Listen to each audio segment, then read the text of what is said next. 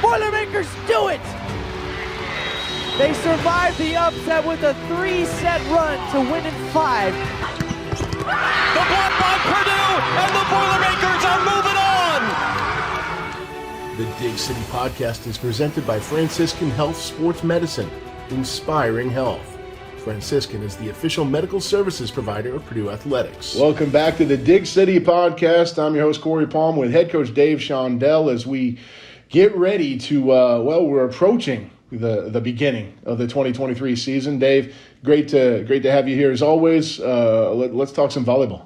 Well, this is the time to do it. And we have a lot of conversations, some of them at obscure times. Yes. But now we're getting right down to the nitty-gritty, and we're about a week and a half from our opener against Duke, and a crazy weekend. Crazy. First weekend with 3 matches in less than 3 days, and it'll be great competition for our fans. And I'm so excited that we've sold out every single match in our place for 17 matches, which has never been done before at this point. So, and I'm happy we got a really good team, bunch of great athletes, great people, and we're very, very young, but we're going to be very, very good. You've touched on a lot here. We're going to get to all this as the show unfolds. We'll talk about the team in depth here in a little bit. We're going to talk about the early season schedule because the preseason AVCA poll came out just the other day, and we knew the schedule was difficult, but whoa, baby, are there a lot of familiar names on that list, especially in the first month. First of all, let's start with the closest thing to where we are right now. You guys have a scrimmage this Saturday in Holloway Gym. And I know it's the second Saturday in a row for a scrimmage. This one's a bit more close to a dress rehearsal, I would think. Exactly. What's the goal? What's so important about this coming Saturday? Well, number one, we want it to be, as you mentioned, a dress rehearsal from the standpoint that it's our last chance to play in front of a crowd, to go through our warm-up, to play 4 or 5 sets against good competition. Some of our practice players, many of our fans may not know this, but we have anywhere from 3 to 4 male practice players that we like to use. They're great guys that play on our club team, and they bring a lot to our practice. They simulate some of the best players in the country. So some of those will play in our scrimmage on Saturday night. We want as much competition on the other side of the net as we can find, because that's what our season is going to look like. So, but we want to have 2,000 people for this scrimmage this weekend. And I think that for a team that has sold out every match, there's a lot of people that won't be able to come watch this team play. Well, here's an opportunity for free for them to come out 2 o'clock on Saturday afternoon and watch this group play and give us some support and see what we're made out of. So one thing I was going to say, you can simulate game situations. It's hard to simulate 2,000 plus people in the stands, and as loud as it gets, as it amps up everything when you've got that many people in the gym cheering you on. That's really the only way to simulate what the regular season is going to be like. And I don't think anybody will be disappointed when they come out on a Saturday afternoon to get a chance to watch this team. I know they've heard a lot about him because there's been some hype in our community about this team. Despite the youthfulness that we have some ballers, we have some competitors, and they will fight for every point, and I'm excited about them. But we really do want our loyal fans and some of those that just want to see some good volleyball to show up 2 o'clock, Holloway Gym, and help us out a little bit. Guaranteed to be a good time. Let's go ahead and talk about that roster. Like you said, there's a lot of maybe familiar names, but it's still a very young roster. It's still a somewhat inexperienced roster in some places. Let's go through. First up front, I know you've got reigning Big Ten Freshman of the Year, Eva Hudson, coming back. All that means is she's only a sophomore. Right. We're expecting a lot from Eva, as we know she can deliver, but she's still young in her collegiate career. I would think a lot of the offense probably starts with her still.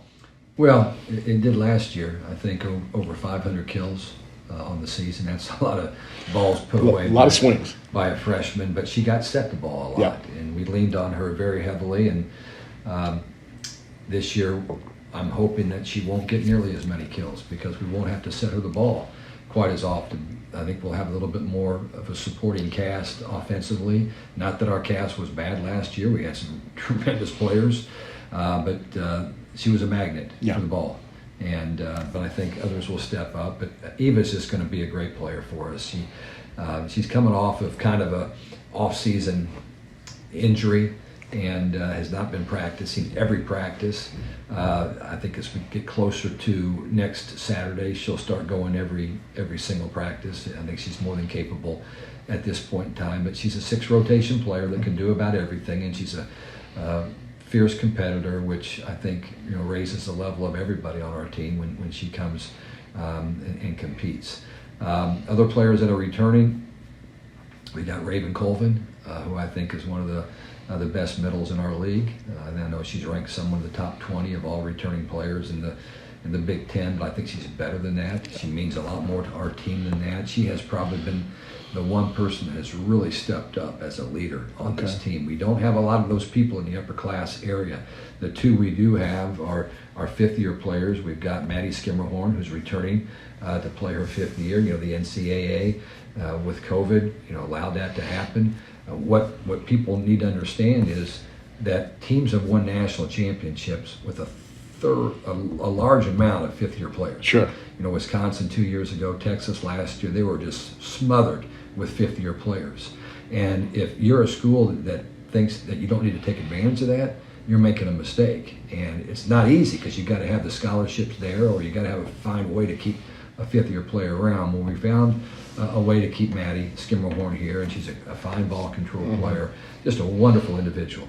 Just as nice of a kid as you're ever going to meet. So, and she's got to provide a lot of leadership for us. We brought in another player from Denver University, in Lauren Poulter. She's going to fill in for where Meg Renner, went down with that knee injury last year and has kind of had to forfeit her final year here at Purdue because of that. We feel awful about that, but she's on board with us. She's our student coach and has been very active in our practices already, especially with our setters. But Lauren is a similar kind of a player.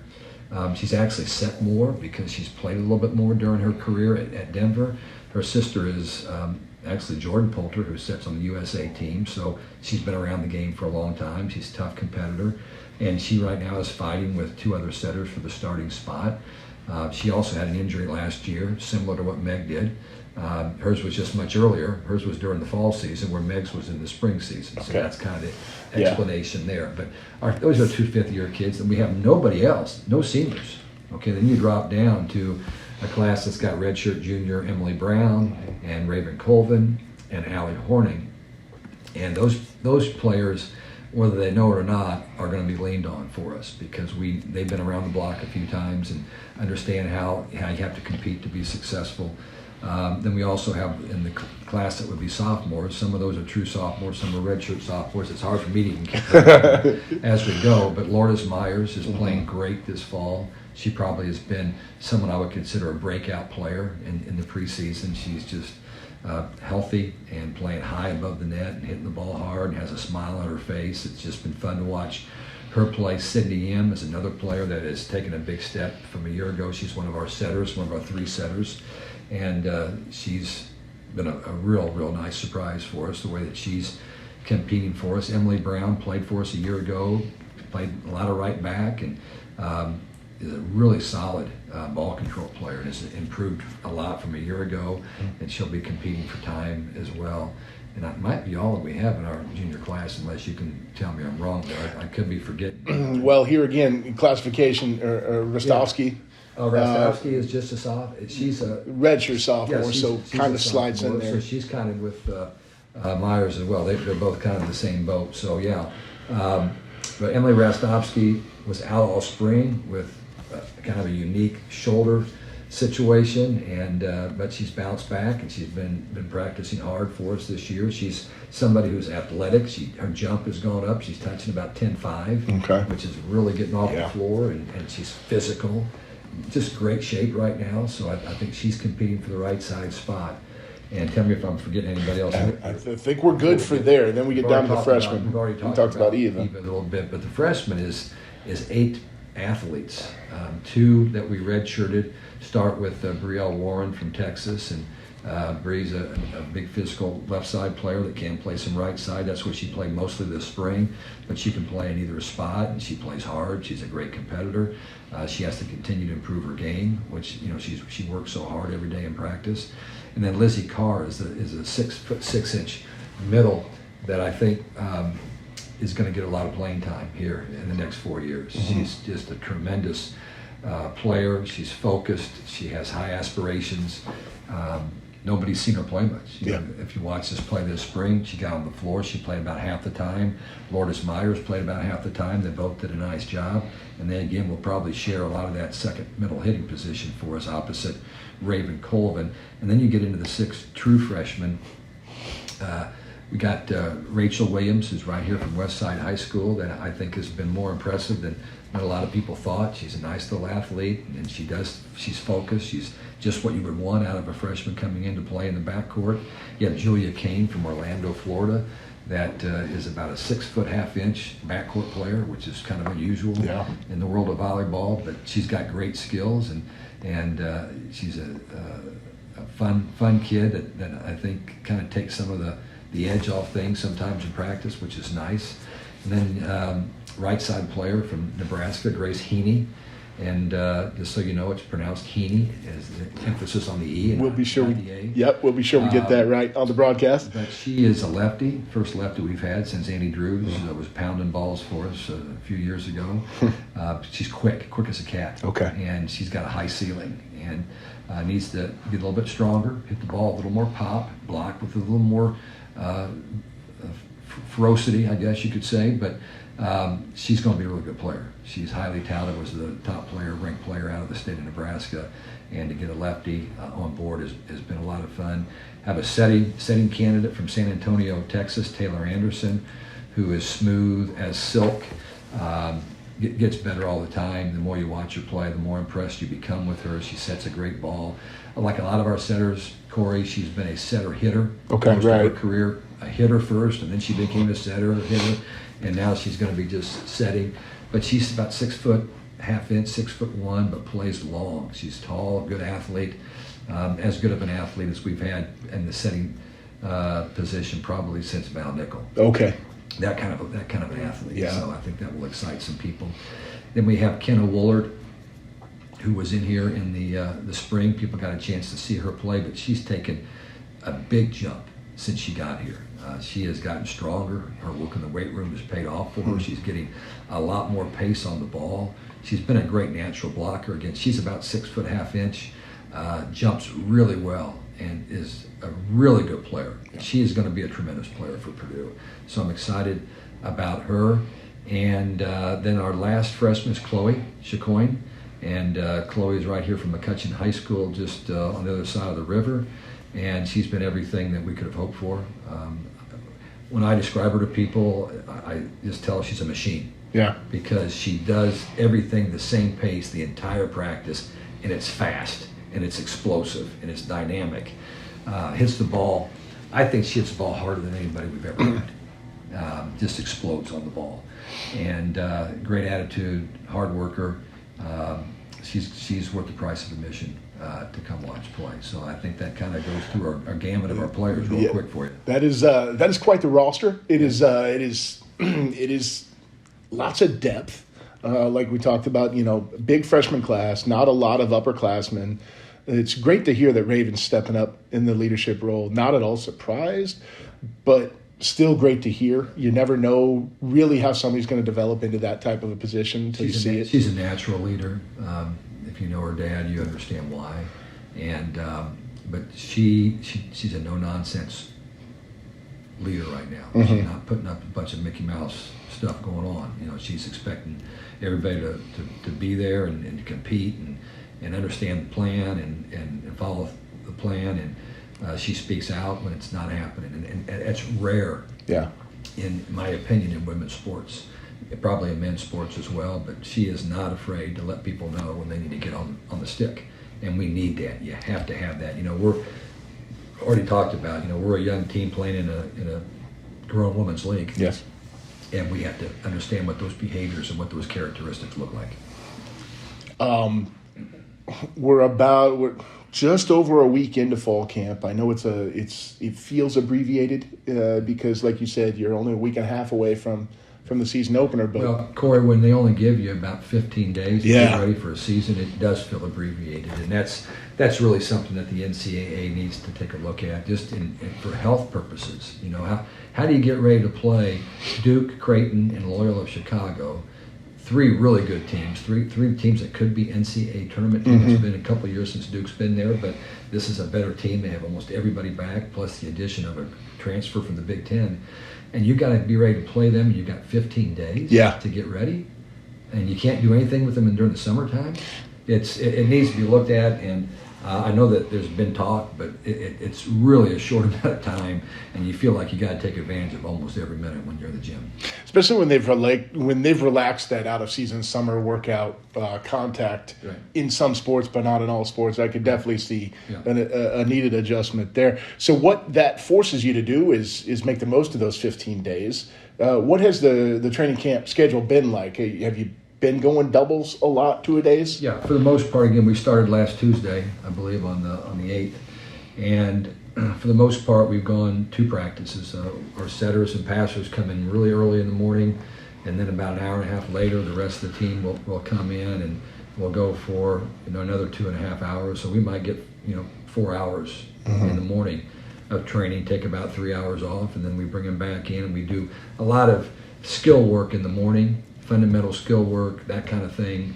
And then in the afternoon practice, we do more team-oriented play, more 6-on-6. And you have to do that early. I mean, you can't fool around. You got to get into 6-on-6. And when you have so many new pieces that we have this year, they're good pieces. Okay, it's like playing cards. You get a new hand every time. But if you got good cards, you're feeling pretty good about your chances. Right.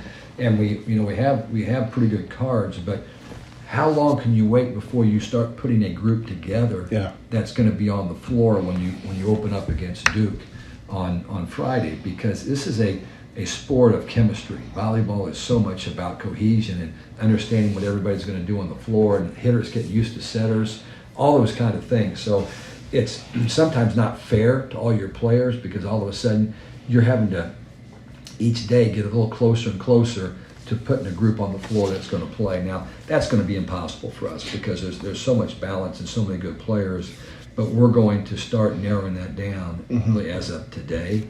And again, I hate that because we got kids that are working their tails off that are really good players that may be on the second unit for a while. But I tell them that's where you are today.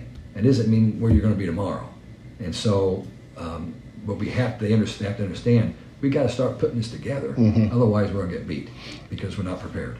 So that's how that stands. And we've seen too many times where things might be going bad for the rotation that's on the floor, but you get a spark off the bench from a player who maybe only plays a handful of points in that set. They make a difference in that set, and that can turn a match. As a coach, Corey, you're kind of looking to see, okay, these two people are pretty even, but one of them is going to be better in a starting role because the other one might come off the bench and play better as somebody that hasn't been in the game. And you have to kind of weigh those things out as well, and you weigh leadership and experience and toughness and competitiveness and how well they communicate, and all those things start to matter. And you tell the players that those things are important, so they get a chance to show you that they're willing to make those improvements and adjustments to get a spot on the floor. We've already alluded to the opening weekend schedule. We're going to get to the entire opening month when we come back from the break. Stick with us. The Dig City Podcast is presented by Franciscan Health Sports Medicine, inspiring health. Franciscan is the official medical services provider of Purdue Athletics. Now back to the show.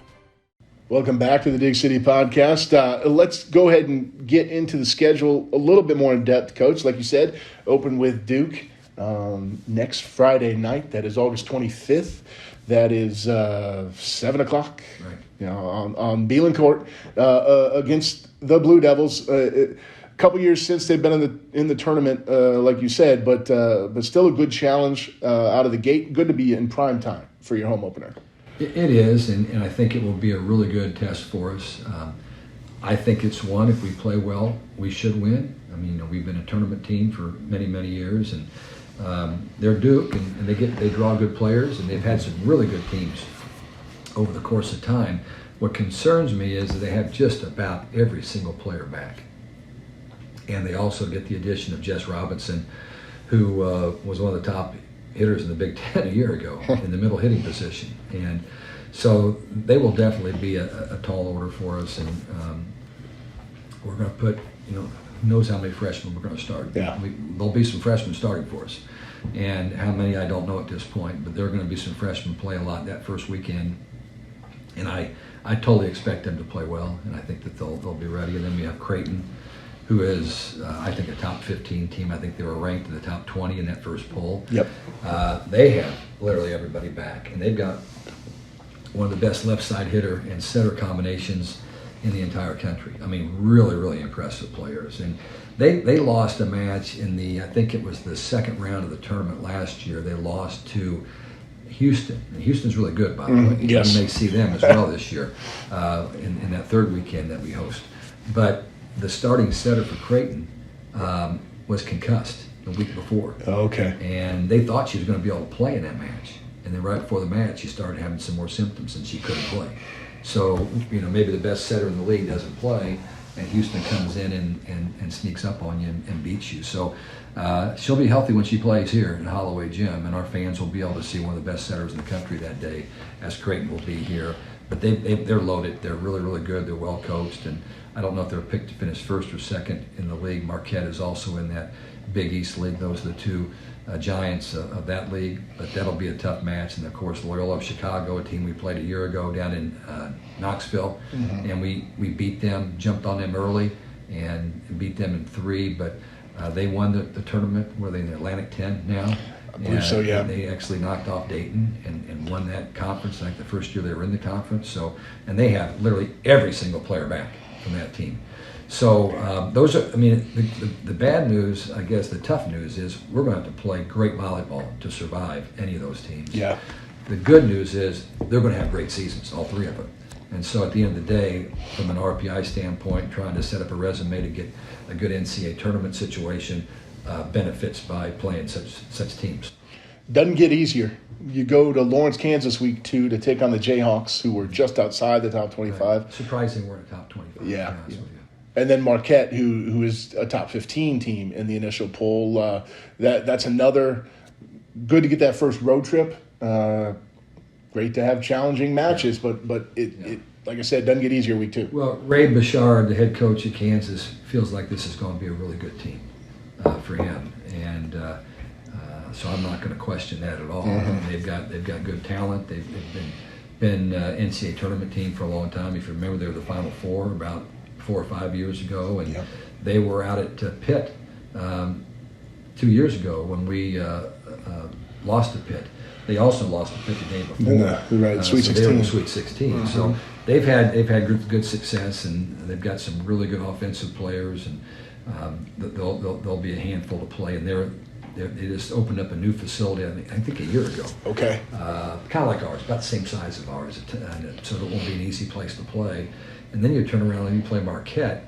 And I just heard Ryan Tice interviewed, the head coach at Marquette, and they have one goal and one goal only, to be the best team they've ever had at Marquette. And he feels confident that can happen because he has, I think, an entire roster, maybe minus a libero, and then he got a transfer libero on the portal. That's really good. So they'll be tough to handle. At least that will be on a neutral floor at Kansas. But man, two matches back to back. We play Kansas on a Thursday, and then we play Marquette on a Friday, and then Marquette plays Kansas on the following Saturday. Okay. I do love, before we get to week 3, the Stacey Clark Classic, I love how you guys sort of, I don't know if it's been collectively as coaches across the country, or is maybe it's more localized than that, how you've started to spread things out a little bit. There's, it used to be 2 matches on Friday and then a match on Saturday. Well, that takes a toll. That's a nightmare. It's real tough. And what happened was, and the Big Ten coaches put this proposal together to the NCAA. I think there's some other conferences that got on board with it, that we add more dates. We used to only have 28 dates. You had to cram as much. So if you wanted to play 30 matches or you wanted to play 32 matches, whatever you wanted to have, you would have to play a couple of matches on a day, which traditionally has been the way it's been in sport volleyball. And then we started looking at the impact that was having and how that was also creating some upsets because it's hard to get mentally prepared to play 2 matches in the same day. So now you'll hardly ever see anybody playing 2 matches on the same day because you have the extra days. I mean, we're only playing 29 matches. We had 32 dates we could have played, but we're just playing the 29, which I think 9 non-conference matches, and then the 20 Big Ten affairs. And I think that's good too. A couple of these weekends, you're playing 2 matches, like you said, instead of 3. You're not using all the dates. You don't need to when you're playing Kansas and Marquette, and then the next weekend you've got Kentucky and Houston coming to town along with SMU. I think what you can do without even knowing it is just wear your team out. When you're playing this kind of a schedule, and then you're going into the Big Ten, where every time you step on the floor, you're playing against a really, really good opponent. If you're not careful, you don't. Even in our non-conference schedule right now, I don't have a match in which I can afford to say, okay, well, I'm going to rest this starter and rest this starter. That is not going to happen. Nope. In one single match that we play the entire year, am I going to be in a position to do that? And that's what I don't like about the RPI, is the RPI dictates if you make the tournament and where you're seated in the tournament, so you have no flexibility to try to give some of your people opportunities to play that they deserve, because it's just hard in a sport like volleyball because of the chemistry that we talked about, to start throwing new people in that haven't been playing. And maybe I'm wrong. Maybe they'd step right in and they would be marvelous, and sometimes they are. But I do think that RPI, which is 90% of what they utilize to seed the tournament and make the tournament, it really hamstrings you on what you can do as far as playing more athletes. Playing more athletes, developing your roster a little bit, getting real game reps. SMU the following Friday night, that is September 8th. That is also 7 o'clock. And then you guys will turn around on Saturday and get either Kentucky or Houston. They will play game 1 on Friday. Winners play. Yeah. And I suppose, not that I'm looking ahead to that one, but I suppose Kentucky is a slight favorite over Houston. But I think what we're finding out is Houston was really good last year, and they've gotten better. What I've read and heard, that they're going to be really, really good. So that could be a real war between SEC and a Big 12, a brand new Big 12 team. Yeah. And then we have SMU, who I believe is picked to win their conference this year. So that'll be a really good tournament format. Great weekend. It's a tournament format where the losers will play first, and the winners will play. And that will be our next to last weekend before we get into our home finale. And that moves right into the Boilermaker Challenge, which is a really interesting event. I love this. You've got Illinois coming over to play 2 non-conference neutral site matches for them, while you guys get a couple home matches against USC and Central Florida, both ranked teams, and both expected to be good. A great challenge, a neat event. Yeah, and SC wanted to come in. Brad Keller is maybe in his 3rd year there as the head coach at USC. A real go-getter, man. He's going to build a really, really good program. USC will be back in the top 10 very soon under his guidance. But he wanted to kind of make a sample trip out here to the Big Ten before they do it in real life the following year. And it's kind of like playing gin rummy. Sometimes, you're collecting these cards and trying to make something work. And this year, for some reason, our non-conference schedule just fell together beautifully. Again, it's really tough. But you have to have it. If you want to get a top seed in the NCAA tournament, and you've got to schedule tough. That's the only way you can do it. And it just worked that Illinois was willing to come over here on that weekend. And we will not play Illinois on that weekend, but we will both play Central Florida and Southern Cal. And those will be 4 really, really good matches. And you wonder, well, why is this schedule sold out? Well, because there's a lot of great matches, and people in this part of the world, they understand what good volleyball is, and it's there's so many exciting things. I was telling our team this today, because sometimes you get halfway through your preseason practice and they kind of hit a little bit of a lull or a wall. Either one, and I said, how can you not be super excited for what's ahead of this program? I said, number one, we got the toughest schedule we've ever played, ever at Purdue, and how exciting it is to face those teams, whether they're here or on the road. Then you got, down the road, you've got four more teams coming in that are going to make the mega volleyball conference of all time. We already were the best volleyball No conference doubt. of all time. And then you add 4 teams that are going to be top 25 teams on a regular basis. I mean, there's nothing more exciting about that. That's just going to be one challenge after another challenge. And the good news, I think, Corey, is we're going to be up for those challenges. I mean, we're not going to have a bad team anytime soon. We're going to be right there in it. And so we got a chance to really make some noise, and I'm just trying to get them fired up a little bit to go into the morning practice and let them know, how can you be not fired up about what's on the horizon? Couldn't have said it better myself. It's like you give pep talks for a living or something. You're pretty good at that. Yeah, sometimes you got to pull one out. Challenging non-conference. Then we'll get into conference play. We're not going to talk about that at all today. There's plenty of time for that. 3 home weekends, just 1 road trip, that's sort of the balance you're looking for, I think, right? Is to be able to play at home. And obviously that's hard to do. It's Yeah. hard to get 2. Most of those tournaments are 4-team tournaments. So if you do the math on that, you ought to get 1 at home, and then be 3 on the road. We got 3 at home. Now that makes it difficult down the road because we're going to have to go back to one of those places I know already. It's the Kentucky-Houston weekend, right? Oh yeah, that one. That's a rotating. That's a rotating. So next, I think we're either at Kentucky or at Houston the following year. That's the first year of that deal. I love that deal. So and the home team can set up the schedule the way that they want to do that. We set it up the way that we did, and then but the next 3 years we're not going to be at home on that weekend. Yeah. Because we'll be on the road. And I know like next year we got a trip to Utah. Okay. Yeah. And I don't think there's any other ones that we owe at this point in time.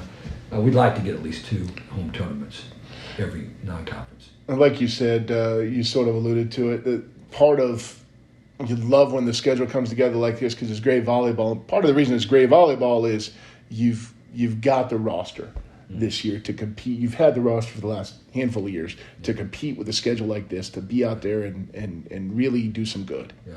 And what I think I know about this team is we're going to put 3 or 4 of the most competitive kids I've ever coached on the floor. So what people need to understand is that means there's a better chance we're going to play at our level. Yeah. And if you don't have great competitors or veteran players, you'll be a little more up and down. And it's just hard to know exactly how you'll respond from one match to the next. But I think when you've got, and I'll just mention a few of them, Eva, Chloe, Raven, I think whoever we put in the setting position, I think our backcourt players, whoever it might be that plays libero, there's going to be this source of toughness and competitiveness and refuse to lose mentality that we're going to have a shot to win any of those.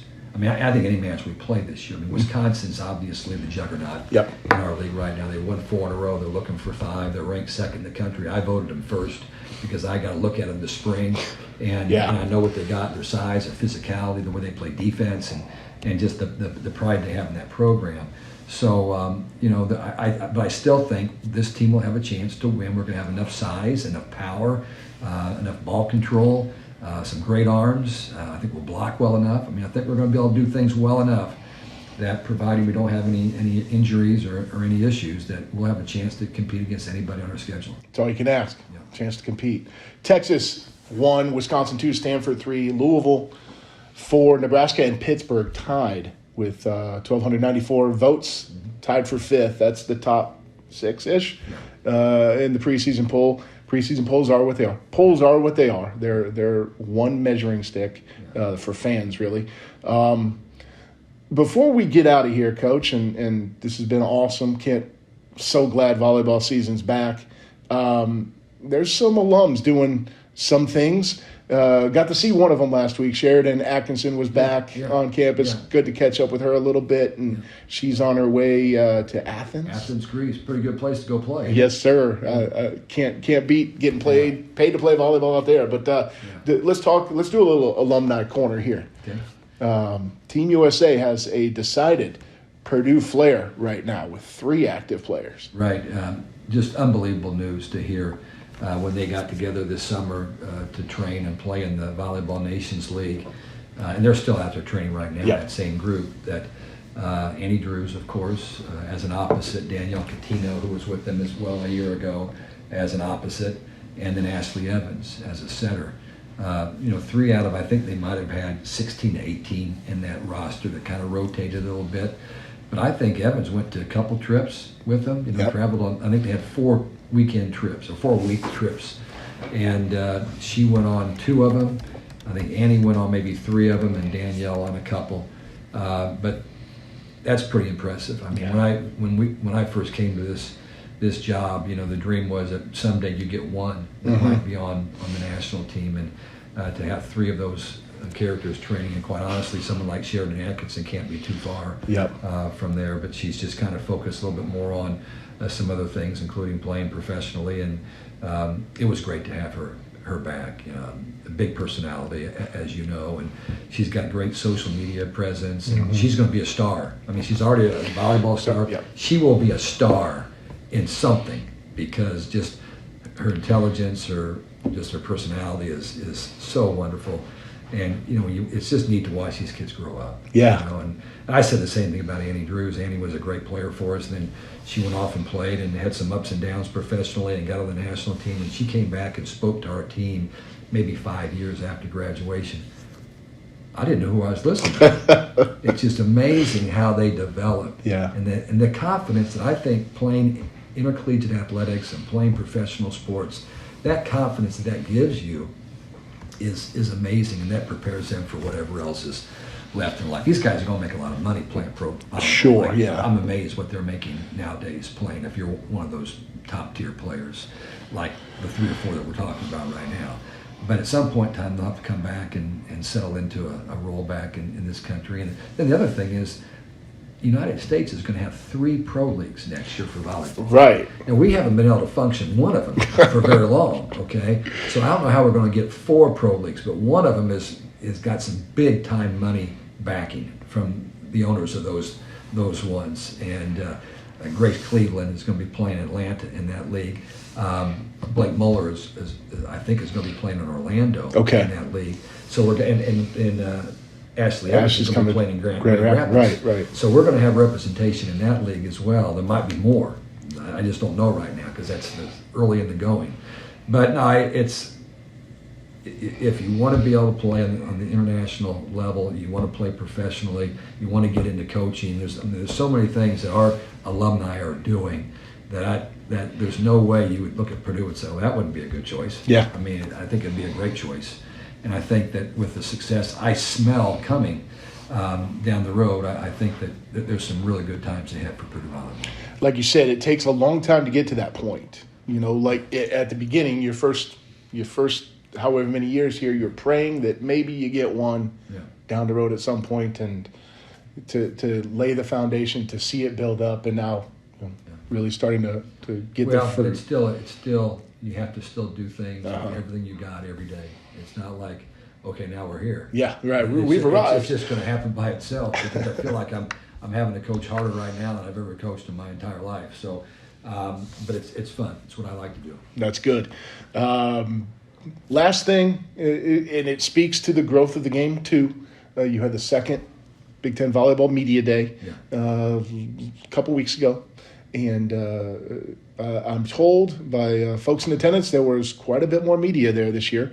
A little bit more buy-in from national media, reporters from different areas of the country coming to Chicago to.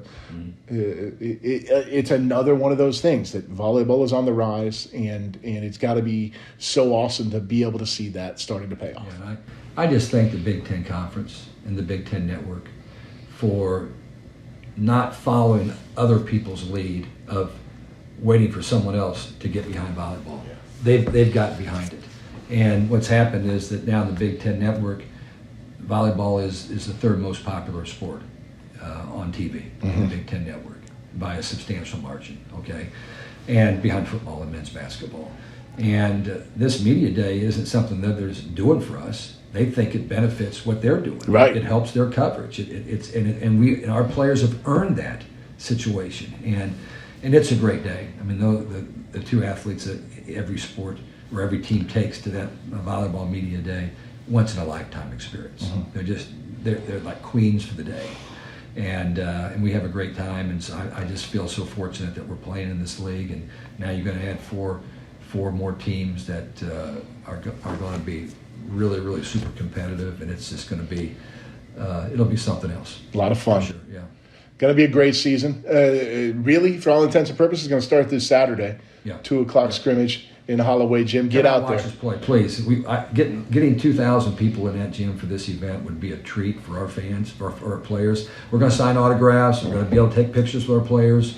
Whatever the fans want to do, our players will be available for them. Get out there, support your Boilermakers, and then we'll open the season next week. We'll be back with you, Dig City Podcast, weekly for the rest of the season, starting right now. So you'll get your fix right here. Coach, thank you. Thank you, Corey. Appreciate it. Boiler up. Boiler up.